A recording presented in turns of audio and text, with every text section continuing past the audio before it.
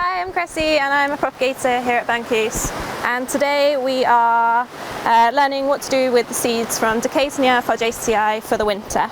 So this is some of the foliage. It's a deciduous shrub, and this is the seed pods that come from it. I'll pop that down. It's otherwise known as dead man's fingers, and you can kind of tell why. They go this like electric blue colour, and yeah, we're going to see how to open them.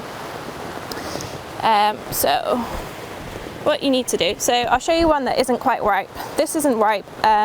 They go like this pale green colour to start with, and then over time they turn into this electric blue. There's also, when they're not ripe, they're slightly harder, and this is very squishy and soft. So we'll come here. So what you need some gloves or some clean hands, and you're just going to pop them open like this. And inside there'll be lots and lots of seeds, and they're covered in this like gloopy, pulpy stuff. So what you need to do is pop them in some warm water. Just get them out like that.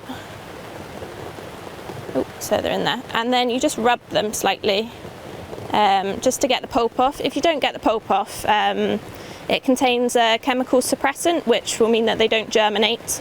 So it's really important that you get that all off. So I'll just show you with one.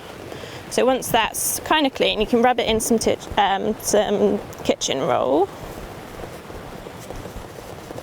Like that, you literally just rub it and then have a little look. And that should be about right. You want to just check that it's like bulgy on both sides to see if it's a viable seed or not. And here is some that I just did a minute ago, just to show you what they're supposed to look like, which is like that.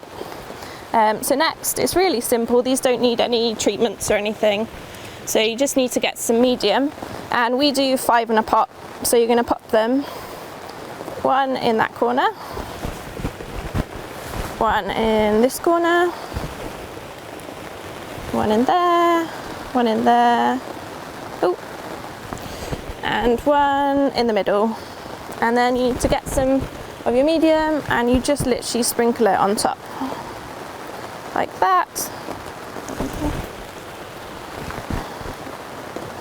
And that's it. And then we just leave this in our seed house over winter, and water it slightly. Obviously make sure it's always slightly moist, and always like go in and check every week to see if there's any pests underneath or on top.